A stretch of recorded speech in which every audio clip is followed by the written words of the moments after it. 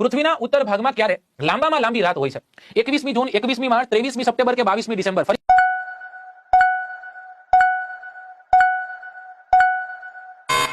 Tension જરાય મૂકી દેવાનું. 22 ડિસેમ્બર સાચો આન્સર આવશે. શું સાચો આન્સર આવશે? 22 ડિસેમ્બર. હે ને? અહીંયા શું કરને ખબર? આપણે વિચાર લાંબામાં લાંબી પૂછી છે. લાંબામાં લાંબી પૂછી એટલે પછી આપણે જોયું જ નહીં કે લાંબામાં લાંબી રાત પૂછી છે ભાઈ.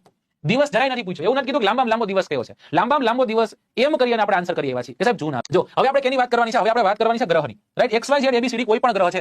XYZ ABCD કોઈ પણ ગ્રહ છે દોસ્તો. એ ગ્રહને બે પ્રકારની ગતિ હોય. કેટલા પ્રકારની ગતિ હોય? બે પ્રકારની ગતિ. એક ગતિ જે છે ને આપણે કહીએ છીએ પરિભ્રમણ ગતિ. કઈ ગતિ કહીએ છીએ? પરિભ્રમણ ગતિ. અને બીજી ગતિ જે છે ને આપણે કહીએ છીએ પરિક્રમણ ગતિ. કેવી ગતિ? પરિક્રમણ ગતિ. રાઈટ? હવે આ બહુ ઈઝી છે, બહુ સિમ્પલ છે. પરિક્રમણ ગતિ અને પરિભ્રમણ ગતિ એટલે શું? પરિભ્રમણ ગતિને યાદ રાખવા માટે કાંઈ નથી કરવાનું સાહેબ, માત્ર ને માત્ર તમારે ભમેડો યાદ રાખવાનો છે. કારણ કે તમે બધા છોકરાઓ ક્યારેક ને ક્યારેક તમે ભમેડો ફેરવો છે. હા, આજથી લગભગ 20 વર્ષ પછી જ્યારે હું ભણાવતો હોય ત્યારે લોકોને ભમેડો એટલે શું એટલે કે સ્ટોપ એટલે ભમેડો અમારા દેશી આંખમાં આવતો. રાઈટ? તમે તો ફેરવેલો છે. ઉંગલવાડીના હાથમાં પણ એ ભમેડાની સીધો દોરી સાથે ખેંચીને લીધેલો છે. હા, તો આ ભમરડો જે છે ભમરડો પોતાની ધરી પર ફરે છે.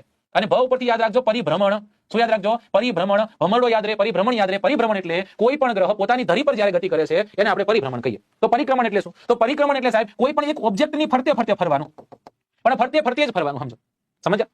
ફરતે ફરતે ફરવું એટલે શું? શેરીઓ ગલીઓમાં જવું નહીં. કોઈ ઓબ્જેક્ટની ફરતે શેરીઓ ગલીઓમાં જવું એને પરિક્રમણ કહેવાય નહીં. પરિક્રમણ એટલે કોઈ એક જગ્યા કોઈ એક વસ્તુ છે એની ફરતે ફરતે ફરવું. સમજાઈ ગયું? આને આપણે પરિક્રમણ કહેશું. રાઈટ? અને આ પરિક્રમણ જે માર્ગમાં થતા હોય એ માર્ગને આપણે કક્ષા કહીએ છીએ. શું કહીએ દોસ્તો? કક્ષા. ઇંગ્લિશમાં બોલીએ તો આને ઓર્બિટ કહીએ છીએ. શું કહીએ છીએ? એને આપણે ઓર્બિટ કહીએ છીએ. દરેક ગ્રહને પોતાની કક્ષા હોય છે. દરેક ગ્રહને પોતાની કક્ષા હોય છે. તો ગ્રહો જે છે એ પરિક્રમણ અને પરિભ્રમણ બે પ્રકારની ગતિ છે. હવે